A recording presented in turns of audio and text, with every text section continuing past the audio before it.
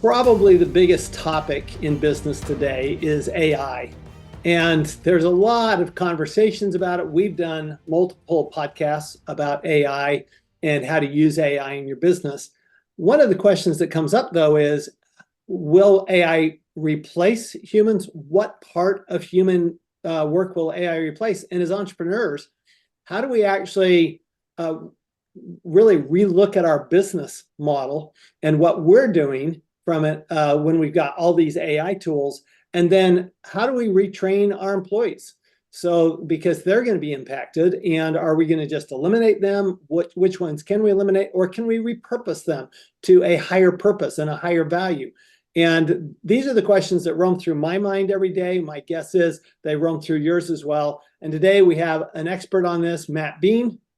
He wrote the book, The Skill Code: How to Save Human Ability in the Age of Intelligent Machines. So I love the subtitle of your book, Matt, and welcome to the Wealthability Show. And please tell us a little bit about yourself.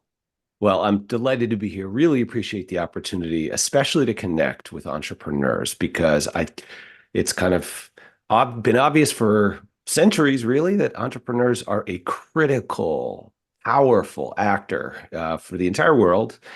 And boy, oh boy, is that especially true right now. But to introduce myself, I'm an assistant professor at UC Santa Barbara. I came out of MIT. I study work involving robots and AI and have for close to 15 years now. I do it kind of up close and personal, Mike Rowe style. Like, you can imagine me as the dirty jobs guy who hangs around about 1,000 times longer than Mike Rowe does, takes systematic data on how people do work, and tries to find positive needles in the negative haystack. So all my studies, I'll go to a workplace. Say robotic surgery is one that some folks know me for. Spent 2.5 years in operating rooms looking at how surgeons, workers, teams engaged with robotic tech in doing procedures, and how in particular they built skill with that technology, and how to use it, because it's real different than doing surgery the old-fashioned way. Turns out most folks struggled. That's what happens with new tech. Doesn't matter. This has been true since the wheel, probably. But what we don't often study is folks who do figure it out early, ahead of the pack. Those are the folks I try to find in all my studies, whether the last few years it's been in warehousing and so on, but I pulled all those insights together into this book. So what is it, folks? How do we build skill really honestly at work? What does the research say? What does my research say? Part two is the way that we build skill is actually under threat now in a brand new way, a very serious way. And part three is, what do we do about it? So that's the book. Well, let's start with the surgery, because I find this aspect of your work fascinating, just as an example. Sure. Because we've heard about AI basically replacing radiologists, because the computer actually can find things that the human eye cannot find. Of course. You talk about robotics in surgery, and I remember, when I was growing up, surgeons actually used a scalpel. Yep. Right? They didn't use a scope. They used a scalpel. So I've got to believe that shift from a scalpel, where you could actually see with your own eyes what you were doing, right, as opposed to looking at a screen to see what you were doing, and manipulating the scope versus manipulating the scalpel. That's a very different skill set, but they're both physical dexterity skills. Whereas now we're talking about bringing in a different skill set that's an intellectual skill set, not just a physical skill set. So how's that transition? I'm curious, you've, I'm sure, studied that early transition, scalpel Sure. to scope. Now, what's the transition from scope to robotics? Yeah. So it's interesting. It turns out the sort of bugbear built into this transition, the real problem, is not one that I expected to see or was out there before I did my research. So folks would expect, oh, this is kind of more robots, more arm's length, it's more intellectual, it's less physical. That's actually profoundly not true. If you walk in the OR, the surgeon attaches a 4-armed 1,000-pound robot to the patient and goes and sits down at a giant video game console, basically, where they use their hands and their feet to control this four-armed robot inside the patient. So now they're And they've like got their, now they're playing an organ. well, the running joke that actually I take credit for starting at two hospitals was they're organists. Ha ha. There you go. Double meaning there. But bottom line, you're not, you can't, you don't got your hands in the patient with a scope, with a scalpel. You do, and I saw plenty of that kind of surgery. But your movement on screen, with these controllers, they call them masters, and like using your feet to send energy to your instruments and so on, or switch between instruments. That all becomes second nature after a little while, and then it's just operating all over. But it's using your body very intensely. Here's the main surprising difference in whether it's four hands in the patient kind of surgery or using a scope kind of surgery. You've got a medical resident working with you to get that job done, and you need four hands to do the work, even with the scope. So whether or not they like it, whether or not you like it, you need them and they need you to get the job done. They're on task. Let's say a procedure takes 4.5 hours. They're on task the whole time. Now, you can push them to the shallow end of the pool, so to speak. You can be like, look, kid, this is cute, but I need you to stay in the safe parts. I'll handle the tough bit. Or the opposite, right? You can, if they look really sharp and they're ready to go, you can very subtly watch, listen, nudge, delegate to them almost without using words. It's kind of beautiful in an intense kind of way. But with the robot, the basic fact is you can do the whole job yourself. Let's say you're the surgeon and I'm the resident.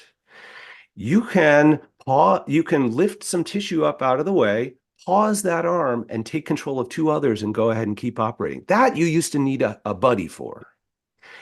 That I found maybe 10 years before the world, 8 years before the world is hitting this GPT wave. But that effect is precisely the same with ChatGPT, I found it with many, many different technologies. Bottom line, you get more productivity as an expert, better results often, higher quality, more throughput at the expense of the involvement of that novice who's trying to become you eventually. For you, it's great. The organization's great. Profitability, even great in the short run. But for them, they're in trouble. Yeah, so let's talk about that because that's one thing I've noticed. I mean, let's take my profession, which is, accounting and tax finance. And what we're finding is that less and less, we don't need the basic operations of data entry, that kind of stuff. We've got OCR, we've got things that we've got zeros and ones, right, that are actually controlling that, and we can tell them what to do, or they can actually build it. I mean, AI can do its own programming now. And so now how do you train those people? Because if they're not hands-on, like you say, they're not holding that flap, they're not physically involved in that surgery, how are you going to train those people? This is literally a $1 trillion question.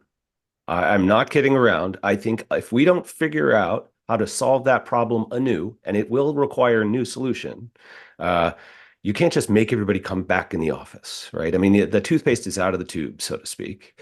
If we don't fix that, our means of building new skill that we use to adapt to change is getting hurt right when we need to be adapting to a new wave of change. Like, this is the worst possible time to be dismantling that relationship. So how do you fix it? That's the back third of the book. First off, we have to figure out what it is that allows for skill building in the first place, instead of trying to go solve the problem before you know what it is. So that's what the first third of the book does. It sort of goes through to say, all right, I found some folks across a variety of professions who actually did manage to succeed in finding a new way to build skill that's real different from the standard playbook across different professions, occupations, organizations, industries, technologies. They all had three things in common. That's the skill code. 3 C's that I outlined in the first third of the book: challenge, complexity, and connection. I can go into each of those, but there's plenty of material online there, and there will be more in the book. But the bottom line is, all these folks who succeeded in preserving their skill development, whether for themselves or somebody else, fought for those 3 things. Most of the time, they didn't have names for what they were fighting for, but they preserved conditions that allowed for healthy challenge, complexity, and connection in their work. And just on a blocking and tackling level right away, we can all look at our work conditions and say, all right, I'm putting this new tool to use. How's the health of challenge, complexity, and connection right now that I've put this new zeros and ones OCR tech to work? And if it's not good, where is it accidentally good? And how could I scale that? How could I learn from lessons that are right within arm's reach? That's move one. There are other moves that I suggest in the book, like things we need to do to really make for some wholesale change here. But the basic move is if you know what healthy skill development looks like, and if you can find it happening by accident positively somewhere, and it's systematic, then you can try to copy. Yeah. So one of the questions that comes to mind is it seems like it's not just the skill development, but that we're developing different skills. You got it. So for example, when I started my career when we were still using 4-column green sheets and doing debits on the left and credits on the right. That's Yep. And my first job doing tax returns, they asked me how good my handwriting was because we were handwriting the tax forms, photocopying them and sending in the photocopy to the IRS. So, Yep. but you don't need that skill now because guess what? Computers do it all, Exactly right. all the same. So it seems like we're actually needing to develop a different set of skills. So for example, in our industry, rather than develop data entry skills, Yep. we're actually developing more analysis, analytical skills, and more, okay, let's bring meaning. Rather than creating the financial statements, let's bring meaning to the financial Yep. Interpretation. Yep. How do you see that happening in a variety of professions and jobs? Well, that's a nice little entree into the second C of that set, which I call complexity, which is basically we often think of skill development as getting good at some task. So in Right. your case, let's call it handwriting, right?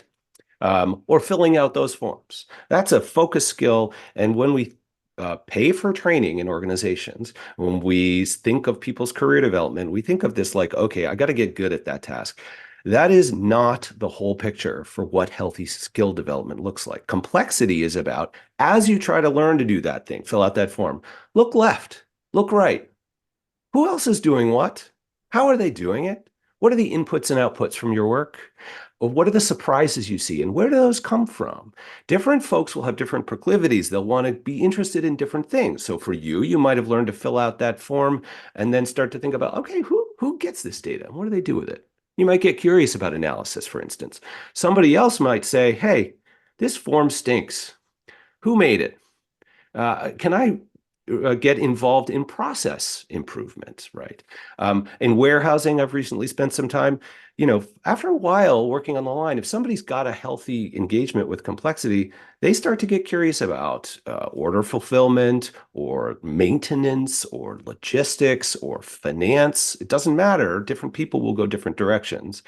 But for a health, even just to get good at the very thing you're trying to get good at, you have to have collateral understanding. That's where career growth comes from. You learn one thing, and in the process, you get exposed to the broader context you're embedded in, and you can start to design your learning journey through that. Of course, leaders can and should help with that. Like, hey, it looks like you're kind of interested in this. Why don't you rotate over there for a little bit? Um, so, but anyway, the journey to getting good at any one thing involves getting good at the proximate stuff too. That's the basic story. Interesting. So one of the things I'm hearing here is that this whole idea of understanding relationships. How does this relate to this over here? How do these things relate? Because in my experience, computers aren't really good at that. Actually, humans are really good at that. They're really Yep. good at attaching meaning Yep. to and connection between Understanding complex systems, basically. right and then Yep. analyzing what does that mean, right? What's Yep. the meaning of that? For example, you take a financial statement, go, what's the meaning of something as simple as, well, what is an asset? What does that even mean here? And how does that Exactly. connect to the liability or the income or the expense or anything else? And those connections, and then how does it at that point then connect to my taxes, and how does it connect to how I feel about going to sleep at night because is the IRS going to come There out? you go. And so all of those different connections. So it seems like we're actually needing to develop, and a lot of those are right-brained, attributed to right-brained activities. Seems like the computers are taking a lot of the left brain jobs and maybe the right brain people are going to win after all. Well, there's one corrective I would issue there, which is that no computer has yet taken any job ever in the history of our species. Never happened. And I'm an academic, and I can be pedantic. That's kind of my job. If you look up close and personal at a particular kind of work, and computers came for it, let's say OCR, right? Yeah. Up close, some human decided to use that to accelerate their progress through dealing with some documents. Right. They were putting it to work. So they didn't take a job from that person. Eventually, it can destroy numbers of jobs because firms don't need to hire as many folks for doing that. But nobody directly lost a job. The thing to do as we're thinking about like how to put these things to use is not so much like what work is going to be taken away, what jobs are going to be killed. It's more like, all right, I can use or not use this tool today. If I do it, what more can I do? What different can I do? Or if my employees use this thing, what more or different can they do? The research on automation and the results for employee development, but also firm performance are, if you invest, you're going to grow if you do it well. Because you can just do more stuff for more folks and leave them more satisfied, whatever kind of business you're in. It's the firms that don't automate that lose out to the firms that do. The firms that do invest, they tend to grow, they tend to add employees, they tend to add headcount because they can service more demand. So anyway, that yeah, I think an interesting, I'd go back to the horse and buggy being replaced by the automobile didn't create fewer jobs. It created different jobs. Yep. And so for example, I think in my profession, for example, I think bookkeeping is going to be a thing of the past. Data entry bookkeeping, I mean, that's so easy between AI and blockchain technologies where we've got assurances that things are being done right. There's no real need for that. I mean, conceptually anyway, it's not yet, but it's coming. There won't be need for that. So what are those people going to do? Well, they're just going to get to a higher level of a job is the way I look at it. So it actually increases our productivity, but we're able to do more, we're able to enjoy more, and it doesn't actually reduce jobs, it actually just enhances jobs. It's kind of the way I think of it, as long as we're willing to learn something new. Right. And as long as you've got a forward-thinking leader, right? So there are firms where just to be totally straight about it, I mean, there's going to be certain circumstances where putting some automating technology to work, I don't care if it's ChatGPT or a conveyor belt, the rational response is you reduce headcount. I can tell you in warehousing, this happened all the time. So at large and small firms, tech would get set up and installed the giant conveyor system to sort of move packages throughout the building, right? The moment that gets turned on in one building, they had 187 temps that they would come in and sort packages across various bins and so on. They turned it on, and 93 of those folks were no longer needed the following day. That's just how it happened. So that is real. That's a business imperative. And that firm doesn't need those workers anymore. So I don't want to act like somehow this rising tide lifts all boats. Some folks lose out. And we should be real about that. At the same time, that firm is a good place to go work compared to one that doesn't put that conveyor in. So if you can find a way in the course of your daily job to be looking at this more complex picture of what those tasks are that are required, get a sense as to what's coming, start to engage with it, then all of us own our own skill development on a certain level. If you can engage with that complexity, get a little bit of a taste of this ChatGPT stuff before it hits your shores, you're going to be prepared to just take one foot off of that sinking raft and step onto a new one. Especially now, since all of these technologies are essentially free and available on the internet to anybody with a cell phone, you've got an opportunity, an unprecedented opportunity as a leader, as an entrepreneur, as a worker to haul yourself up by your bootstraps. It's just before you'd have to be in the building and see it happen. Yeah, and the challenge, of course, is if you don't, your competitors are. So, yeah. And that doesn't matter whether you're the entrepreneur and it's your competitors to your business, or whether you're the employee and it's competitors to your job. So, let's take a situation where you've got business owner has these employees, whether it's 5 employees or 500 employees, 5,000 employees. are do you see businesses, are they just going to say, wait a minute, here's the technologies we're going to put in place. You choose whether you want to adapt to that or you want to leave. Yeah. Um, or are they going to actually, are they going to try to go out to the employees and say, here, we'll train you how to do this. We'll help you along because, or instead of having those 93 that are all of a sudden gone the next day. That's Yes. the question. Where do you see this going? Yeah. So in fact, I've talked about this in the book. I've recently published some research on this. I think one predictable way this is going to go is it's in fact those employees that are going to teach you. It's going to be what I call in the book and in research an inverted apprenticeship, because, like I said, everyone's got access to this stuff, and everyone's kind of tried it out and is using it. And so, um, if you're in a position of leadership, you're focused on, or entrepreneur, you're focused on opportunity creation, sort of managing an organism that's been pretty well functioning or is growing and so on. They're going to have their spare cycles, the small problems, the room to experiment, to have learned a whole bunch about this stuff, and you need to learn from them fast. So that's one important channel, which is, and I've seen in small and large firms, leader. Now, not everybody needs to or should do this, but they go straight and say, "Hey, folks, look, we're all using this stuff, and I bet we're all figuring stuff out. Here's a vision. Here's where I want us to go. Here's what I think we need to do."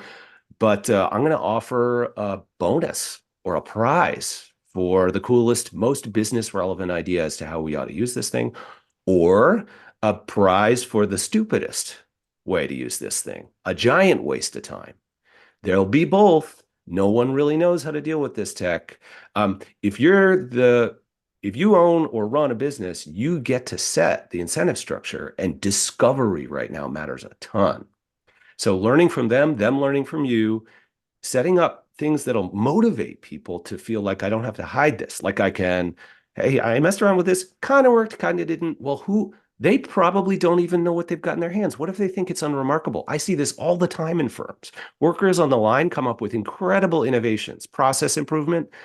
Nobody watches them, nobody asks, and they don't tell. And it sits right there only on that line. That's death for a business. You've got to learn right now. So let's talk about something you talk about in your book, interactive skill. This is something we do a lot in our business. We actually bring people along very quickly in the interactive skill. Can you talk a little bit about what you mean by that and how that's valuable in the AI environment? Right. So I recently spoke about this in my Substack. I have a Substack called Wild World of Work, where I'm sort of post-book adding a bunch of new ideas and expanding on topics in the book. Interactional expertise is what I noticed my students building as I sort of forced them to deal with AI. Um, and none of them knew how, and had them do coding, basically do some data analytics work on a large corporate data set and do some Python, use Python to do some plotting and so on. By the end, they all did it. They were terrified, but they learned, hey, I don't really, I've got this sort of buddy now. I can create code that analyzes data at a business appropriate level. At the end, I asked them, well, I showed them some code and said, what's this that you're looking at? Many of them just still had no idea. Right. So in certain senses, they've got this kind of fragile expertise around the content of their job. They can get a job done where you're thinking, oh, you must know how to code. Well, gosh darn it, they do not. But what they do understand, what they have is what in the research has been called interactional expertise, which is knowing about coding, knowing about the game and how it's played, the moving parts, like they understand GitHub, they understand repos, they understand data objects. Like I kind of know what that's about so that they could, I had one student say to me that this is the cynical, funny version of this. He said, hey, I could gaslight a software firm into hiring me now. Because I kind of sound like I know what I'm talking about, but they do. They just don't know the guts. They're just interacting with it. What they know is how to interact with it, not how to do it itself. Yeah. Or they can get it done using this tool, but exactly what the guts of it are, they don't know anymore. but they can plausibly interact with somebody who is a deep expert to their satisfaction. So that expert, I had software experts come in, chat with them about what they built. And those people were like, oh, this person understands software development. They did not 3 weeks ago. They had Yeah. no clue, none. So that kind of expertise allows you to reach across bridges and start collaborations, invent new stuff, accomplish new goals. That if you can't talk intelligibly to that person about their work and about their expertise, you just can't even try. But now we can try lots of new stuff. That's really interesting. That's really interesting. It's like in my profession, I can tell you most of our staff don't know how to do how to enter information into a set of books. They don't know how to do it. Wow. Okay, but they can interact with it. They can interact with a program that does. Yep. They understand what that means. They can actually even test whether it's correct. But could they actually do it? Do they understand Right. why it's done the way it is? And I'll tell you, for those of us who have been doing this for 45 years, it's challenging because, it's like I'm having a conversation with my wife, also a CPA, the other day, and she goes, if they don't actually do it, how are they going to understand it? And I'm going, and my response to her was, do they need to understand Yeah. how it's done? Because I'm not convinced they do need to understand how it's done. They just need to understand that it is done. And Right. then what can I use it for? Yep. Yep. Sometimes the buck stops somewhere. Somebody's got to know. But it's amazing, especially in this world where I kind of think the rules are changing. Having that interactional expertise can really allow you to have intelligent, helpful conversations with folks doing work that you'll never learn how to do, and you just couldn't have them before.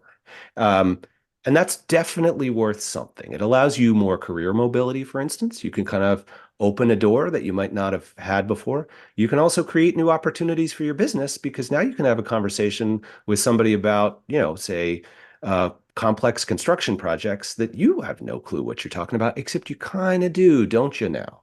Because you have ChatGPT at your side, and it's just by osmosis, asking it a bunch of questions about building a skyscraper, you've learned a whole bunch. Which that skill of asking the questions becomes very important. Very, Ask very good important. questions. I was fortunate that I worked in my earlier career. We had this machine called LexisNexis. And Oh, sure. I remember it it. was an actual machine, and you had to use Boolean connectors, and you had to be really good at asking the question, else you would just get a bunch of garbage. That's And I right. think that's still true now. I think even with ChatGPT, you don't ask it the right way, you'll get a bunch of garbage. And Correct. it's like I've actually told people I will not allow the autopilots, the AI autopilots into my Zoom room. And the Yep. reason I won't is because they don't all what they produce is not always accurate. That's And right. I do not want an inaccurate synopsis of what happened in this meeting. Hmm. To me, that's worse. Bad information is worse than no information. So I'd rather have a recording of it. You want to listen to the recording? Go for it. You want to take Yep. your notes the way you've interpreted it? Go for it. But I don't want a computer system interpreting it the way the computer system was programmed to interpret it. Well, and this is a key point that I raised in another post in my Substack, one of the earlier ones called "Don't Let AI Dumb You Down." And there's a very subtle, slippery slope with this tool. And actually, I think with lots of tech, but this one in particular, where the more you use it, the less skill and Mm. wherewithal you have if you're not careful. So for instance, note taking. Oh, sure, let's just assume that thing is accurate. And then we get our to-dos and we go do our to-dos. And were they grossly wrong? No. But were they right on the money? No. And so are we getting the money? Maybe not now, but we don't know why and we're not noticing anymore. So there are some reasons and ways we absolutely should be delegating our cognition to these tools. It's fantastic, but you got to backstop it and you got to watch what kind of skills you're building and when and how so that you don't have certain capabilities atrophy over time. I definitely think that is happening. I have evidence from my students. My top A students in an undergrad class, I write in that piece, are just excessively outsourcing all kinds of thinking and writing analysis to these tools, and they get a short run sugar boost Yep. of an A. But what are they really learning? Where are they headed as a result? That's a deep question. We really don't know yet. Yeah, they're not doing the hard work. It's like Okay, I can now run a 4-minute mile, but I have no muscles. There you go. Yeah, and this is the first C in those three C's that I mentioned in the book, challenge. That is a precious resource. We need to fight for it, protect it. The whole world is a padded playground if you let it be. We are very conditioned to sort of remove pain and suffering. Humans do not want to feel uncomfortable. And now it's easier and easier not to, but that's it. If you do it well, if it's optimal, not too much. Too much challenge will also burn you out. But to be really learning well and keep your edge, you gotta be like so uncomfortable that you're not performing at your best and you're really focused. That's when you know you're learning. And just there's so many incentives just to get off that's a painful spot to be in. Yeah, I mean, the way I put it is easy can be a 4-letter word, There you right? go. Easy is not always best. Uh, Yes. Sometimes easy is just easy. And it doesn't mean that, I mean, it's like, so, I do triathlons. I'm going, Sure. I hate the run. I love the swim, love the bike, hate the run. Yep. And it would be easy to do what they call that's just an aqualon, which is just the swim and the bike. Ah, got But it. then I would give up that challenge of something that is not my best sport, Right. and completing because there's 3 different muscle groups that you're using. They're all very different. You get out of the Yes. water and all of a sudden you have to use your legs on the bike, but then you get off the bike and you have to use different muscles when you're running. Just so different. And I think that challenge, I think that becomes so important, particularly in this world. I do think that is that's a really good point, Matt, that you take the challenge out of it and you stop building the muscles. And a lot of those are mental, creative muscles. And yeah, can we get by? Yeah, You probably. can. Um, the challenge is that you can get by. And the bigger challenge is eventually, though, somebody else will actually take on the challenge and then you will be the loser. Yes, absolutely. As I said, this can come in. Challenge is good for you is not good enough. The book offers a 10-point checklist on what healthy challenge looks like because um, you can get too much. Like a lot of remote workers right now who formerly were in the office or used to some contact, they might not have preferred it. They're like, oh, this is great. I can work from home. Well, it's a lot harder in certain ways now. It You're is. too challenged around getting your work done. You're expected to run up a brick wall all by your darn self, and that's just too much for any one individual. So we just got to be careful about keeping it inside that zone where you feel like well, anyway, the book goes into it, but bottom line, it's not too little, it's not too much. It's definitely a Goldilocks kind of thing. I love it. So the 3 C's: challenge, complexity, and connection. The book is The Skill Code. I love that, how to save human ability in an age of intelligent machines. Matt, where can we go to get, besides your book, where can we go to get more information about your work? So the sort of grand central station is the website for the book, which is theskillcodebook.com. That'll get you there. Through there, you can find that Substack I've mentioned a couple times now, which I write about every couple weeks. Some new subchapter, new idea, new data, new research, that kind of stuff. I spend altogether too much time on X/Twitter, so that's a good place to catch up with me. I tend to post on LinkedIn. So that's the sort of bleeding edge. Like if you're looking for what I happen, not what granola did I eat this morning. It's always about work and tech and so on. Thank you. But Thank you for that, by the way. yeah, no, boy, that's not how I prefer to use those media. It's a great place for me to learn and connect with other folks who are trying to explore these kind of questions. So anyway, but probably the Substack is a good place to kind of sit in the middle ground between the book and if you really just want to hear my rantings and ravings every day, go ahead, give me a follow. Matt Beane on Twitter. Awesome. Thank you so much. And remember, everybody, AI can be, it's a little scary. It's very daunting, particularly to us baby boomers who did not grow up with an iPhone in the palm of our hands.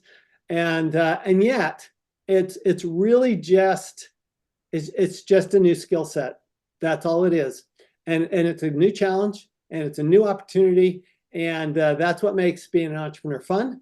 And remember that when we do get and we do start to embrace these tools, and I love what you said, Matt, about embracing the employees using these tools and then get that feedback from them on how they're using the tools, because that's when we make way more money and pay way less tax. We'll see everyone next time. Thanks.